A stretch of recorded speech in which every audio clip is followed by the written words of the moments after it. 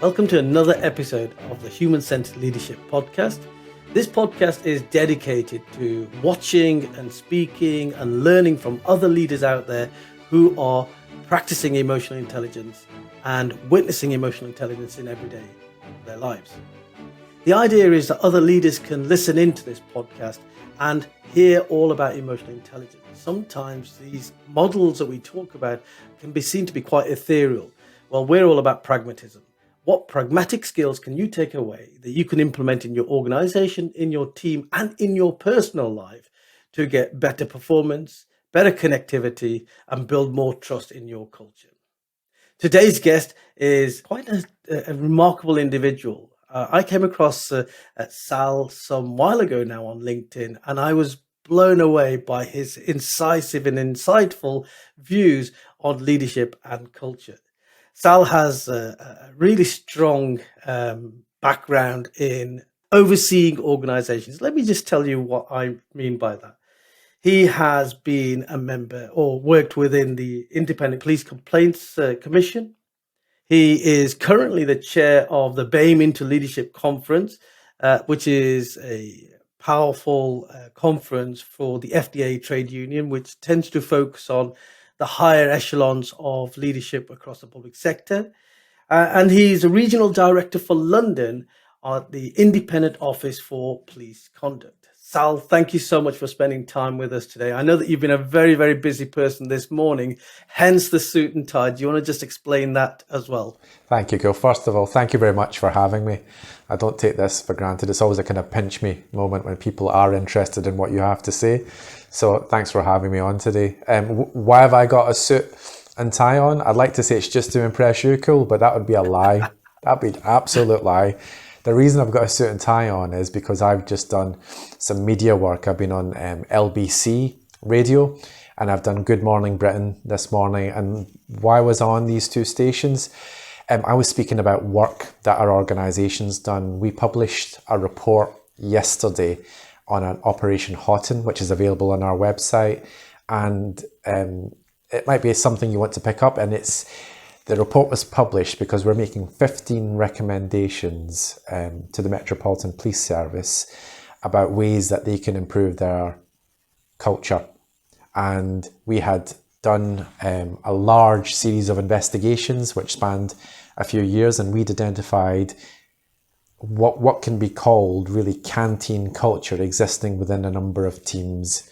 And our report exposes in a really graphic way what that canteen culture actually looks like, because it's often described as discriminatory content, offensive messages. But what we've done is we've actually shown and laid bare what that looks like, because for the likes of, women, for the likes of people like you and me, Kul, who come from different cultures and different backgrounds, these are things that we know and we've been subjected to in different walks of life. And any issues around culture, in order for policing to be at its most effective, you need the right culture. So that's what I've been busy speaking about this morning. This just goes to prove how real this podcast is. And we had not planned what we were going to talk about. And you literally mentioned just before we jumped on why you'd got a suit and tie on. And here we go. Canteen culture. Canteen culture is a phrase I have not heard about for many a year. It was something that we used to talk about back in the 1980s in the police service. And you're absolutely right. Canteen culture was a bane of my life. Having come from a different background, the banter that we had to put up with, some of the cultural norms that were accepted that in today's era would be completely frowned upon. And canteen culture for me is like the heartbeat of an organization. It feeds into the values of the organization. And that's why I work so hard with so many organizations. And in fact, later on this afternoon, I'm going to see a healthcare provider with 1,200 staff. I'm going to do a cultural audit from the very top to the very bottom of that organization to see what we can help them to move ahead on. But canteen culture is endemic, and it's not just within the police service. It exists across every single organization. I'd be interested to see what some of the key findings that came out in that report, and accepting that this is about Metropolitan Police, but actually this could be about any organisation, because the police service is just reflective of the rest of society. What were some of the key recommendations or key findings that came out for you? Our original investigation was looking at one thing, but actually mushroomed into looking at concerns about culture, because victims started coming forward, i.e. people who'd suffered bullying, harassment, sexual harassment, racism, misogyny, and a range of different forms of discrimination. And what we discovered was, a lack of supervision. This toxic culture existed, and it actually festered, over a number of years. It was like kind of left in a corner in the dark, and it's like a fungus that grew because there was no light shining on it. The supervision wasn't adequate, and what we also noticed was that and let's be clear, these were kind of colleagues bullying colleagues. These were all police officers, and what we noticed was that when people were trying to kind of speak out or try to raise concerns, they weren't being heard. Now, I bet you that lands with you, not being heard. If you come from a kind of minority group, and that is something which has been a common theme in the past. And we noticed that in our investigations here as well. So some of the kind of key recommendations that, and I won't go into the graphic nature of the exchanges, but what I would say is if anybody is interested, they can go onto our website and they can find the report that we issued. Because for us, it was really important that it can't just be about accountability here, which is really important. And, we worked through the police misconduct system. We found cases to answer for gross misconduct and misconduct. But it was also equally important to address the systemic issues that we noticed, and these largely focused around culture. So we used our legal powers to make 15 recommendations to the Met. And the things that I think would be worth kind of mentioning as part of this conversation, Kul, would be we've recommended that the Met publicly commit to being an anti-racist organisation, an organisation that has zero tolerance for misogyny, an organisation that has zero tolerance for sexism, an organisation that has zero tolerance for harassment and any form of bullying. And we also recommended that where victims come forward, that they're actually supported through those internal investigations, that they're given updates, and that their kind of status in that process is given the appropriate support. Now, okay, I'm talking about policing here and a really difficult and extreme example, but you could probably transfer some of that stuff across, to organizations and cultures which, aren't where they need to be. And we've made these recommendations using our legal powers, so the Met will be legally obliged to provide a response to us. And what I would say about, some of the things that I've highlighted there is that, in order for any organisation to work, and if I just focus on policing for a second, it has to enjoy the trust and confidence of all its people, no matter where they come from, or what protected characteristic they have, or what culture or background they come from. Because if they don't enjoy that trust and confidence from them, how can they represent and work with the diversity that exists in this country? We're a diverse country. I think it's personally a beautiful thing, that diversity.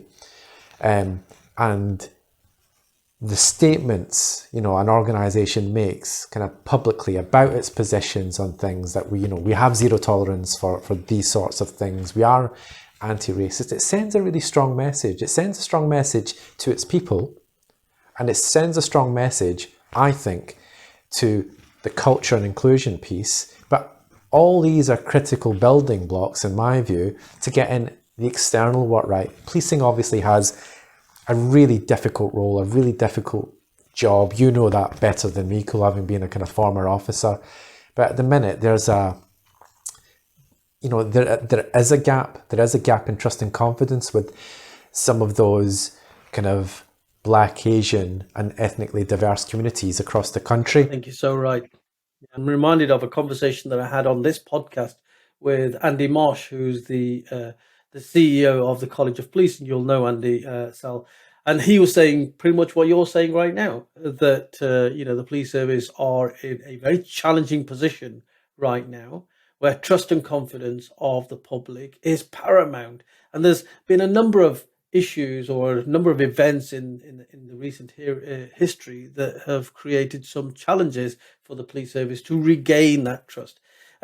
Moving aside from the police service, because I want to look at this in the wider context around leadership, and some of the things that you've said really have struck a note with me. One of those is around this whole issue of building trust and confidence across your organization, within your organization. And I always believe that if you want a vibrant, healthy culture where everybody feels heard, seen, appreciated for who they are, and their voices to be heard from the experiences from which they come from, you need to have this foundation of trust. Without that foundation of trust, your communication is not going to be effective. Any change management will not be truly effective, and consequently, your performance will always be affected as an organization. So many organizations are so performance and target driven, and sometimes the way to persuade organizations that they need to change their culture is to say, focus on the bottom line. What is it? What are the pinch points that are affecting your bottom line, your performance, your KPIs? It is partly that your staff aren't as happy as they could be, and happy staff or productive staff. How would you go about creating a culture of trust? What do leaders need to do to create more trust in their organization, do you think? That's an easy question, isn't it, Kul? Trust, I think it's a really interesting one. I think if I'd offer a personal reflection, having worked across a range of different bodies in my career, and I think what I would say, when it works well, what has been my experience? I think it's when the senior leadership gets it, when they actually understand what the key issues are, and I think trust flows down. Then I think then it kind of flows down and it flows back up. But we live in a really kind of, you and I might be of the same age, but I won't probe you on that. But we've seen a lot of generational change in the workplace, haven't we? And the generation that works now has different expectations, more expectations of what their leadership will deliver, being aligned to values. And I think to build trust, it's not what you say, it's what you do. And that sounds like a really, really kind of simplistic way of saying it. I get it. I think it feeds into something that you said earlier on about an organization truly being anti-racist. So this is where I'm coming from. Straight after George Floyd, straight after Stephen Lawrence, straight after Sarah Everard, organizations and leaders within organizations were standing up and making comments and speeches around having a commitment to challenge misogyny or to challenge racism. But then after a while, that voice dies down because something else comes along. And the true essence of what they'd said was, did they do it? Has the organization changed in any way, shape or form? So it's always actions that people look to rather than the rhetoric that is often expressed in the heat of the moment. So those leaders that are truly human-centered leaders, truly inclusive leaders, are the leaders that are anti-racist, anti-misogyny, and practice this one word, anti, in front of all of these areas of bias. I think it's spot on. I think it's living those values as well, because everybody can make the statement, but then as a leader, how do you live that in the workplace? How do you demonstrate those principles, which are principles of key core principles of equality, diversity, and inclusion. Inclusion is the key word there. You've got to be seen to be doing something about it because, all the horrific stuff that happened with George Floyd's murder, Black Lives Matter protests, brought these issues, which were always there, kind of crashing into the workplace because they'd always existed, but, it was never part of the workplace conversation unless you were a really kind of progressive and switched on organisation. So how are organisations dealing with this stuff now? Are they just putting up posts when is the anniversary of George Floyd's murder? Are they engaging in tokenism? Are they engaging in performative actions which are just there to kind of put the sheen on things which were seen to be part of the conversation? What does the EDI calendar say this month? Oh, we must send out an email about it. Or what are they actually doing? A good test is going to an organisation and looking at what their senior management structure looks like. Now, I can safely say that you're a South Asian male. I'm a South Asian male. Now, I work in London and I'm lucky enough to be a director in my organisation. And I have to tell you, I'm into the third year of working in my role. And when I got to London, I thought, wow, it's going to be really diverse. It's going to be really diverse. I'm going to be kind of meeting all shades and backgrounds in the job that I do. And London is a beautifully diverse city. And I'm lucky enough to meet all these wonderful people from different cultures, different backgrounds. But when I get to, the director level and I have those interactions, well, not only am I like the most senior person of colour in the room, a lot of the time, in fact, most of the time, I'm the only one there.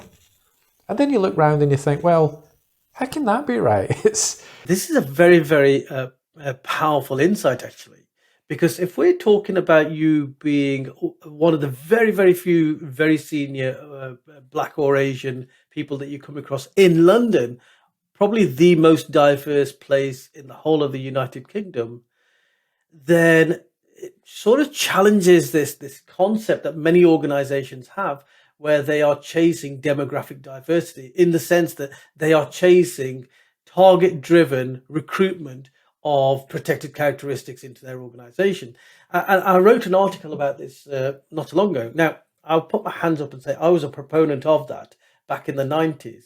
When I was vice chair of the National Black Police Association, I remember sitting down with home secretaries and saying, police services need to have targets for recruitment, retention and progression of Black and Asian officers. But what actually happened was that most police forces and most organizations only focus in on the recruitment element. So they recruit a percentage. They want to recruit a percentage of people from ethnic minority backgrounds into their organizations. But what happens to the retention and the progression element of it?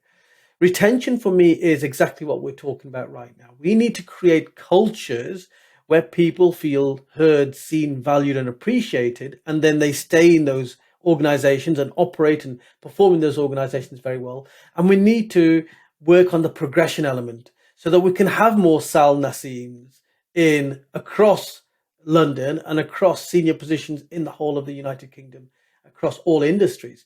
So for me, this is a gap. This is a big gap, two big gaps. One is around the culture, and you've picked up on that with the Canteen Culture report that you've produced, and that won't just be in the Metropolitan Police. That will be replicated if we were to have a hands on our hearts. That'll be replicated across so many organisations, and that is down to leaders, executive leaders, really challenging that and saying, what kind of a culture, what kind of an organisation do I want to have? What are the values of our organisation, and how do I live those values? And the second part is, how do I now look to the talent in this organization that is from a protected characteristic or minority background? How can I get hold of that talent and create the aspirations and give them the skill sets to reach senior levels? Because only that way can we start changing culture for real, because that's when you get cognitive diversity. You move away from the groupthink and you move away from echo chambers, which are the cyclical sort of experiences that most organizations are going through. That's why we're still talking about canteen culture 30 years before we first started talking about canteen culture when I was a young cop back in the 1980s. So I think it just feeds in nicely. All the stuff that you said feeds in so nicely into A, why canteen culture exists, B, how to reshape it, C, the responsibility of leaders, and B, reshape our thinking when it comes to diversity and inclusion. Because we're stuck in this rhetoric that it's all about recruitment, and it's not. Well, you made so many great points, none of which I disagree with, Kul. I'm not going to criticize any organization that's trying to improve their diversity, because I think you just have to support the intention that they're trying to make things better. But I think it's what they don't know. And you made a critical point there, because you can improve diversity, but then when you get a lot of people from different cultures and backgrounds come into an organization and the culture's not right, well, they will just go. You will not keep those people. So a really important component of bringing in people who have that cognitive diversity is making sure that the culture actually is one that embraces difference, because a lot of organizations just are not getting it. They do not get that fundamental point. And then when you get that diversity, it's not about kind of backslapping, saying, look how good we are. We've got 15% of our staff come from a Black, Asian or minority ethnic background. What grade are they? What grade is the majority of your ethnically diverse staff sat at in your organization? What are you doing to help progression of these groups, of these individuals that come from minoritized groups, who have different challenges, who have faced different structural issues, to progress? Because if you want to become a diverse organization, it's going to take work. It's going to take work, because you cannot just apply the same principles and the same way of doing things as you always have, because it's never worked. That's why you've got organizations which are largely white and largely male, as they are. Now, targets have their place, because I've noticed that targets have been placed on boards and the corporate structure, and suddenly boards are becoming more ethnically diverse because they've had to, because some targets have been imposed corporately. But if you're looking at organizations, I can only reflect, my organization, IOPC, and we're doing, a load of stuff about putting stuff in place to help progression. What can you do? Practical things, mentoring, specific workshops, additional support, which is tailored, and the knowledge that candidates who do come from, different backgrounds, need different levels of support, not because of ability. It's got nothing to do with ability whatsoever. But I can only speak from personal experience that I've moved many times in my career, and I've still got the scars on top of my head from banging my head against glass ceilings when it was clear, didn't matter how good I was, didn't matter how well I smashed the job, I was never going to get that promotion, because I don't drink, I'm not white, I don't do the things and speak about the things and fit into the cliques that existed, which meant that it had to just be my work that sang for me. And in those organizations, that wasn't enough. It wasn't enough that my work, was to that standard, and my work merited the opportunity. So I was looking for a home. I felt kind of homeless, and until I kind of joined my current organization, which I joined at a much lower grade, and I've been blessed enough to have had 2 promotions in the space of around 8 years.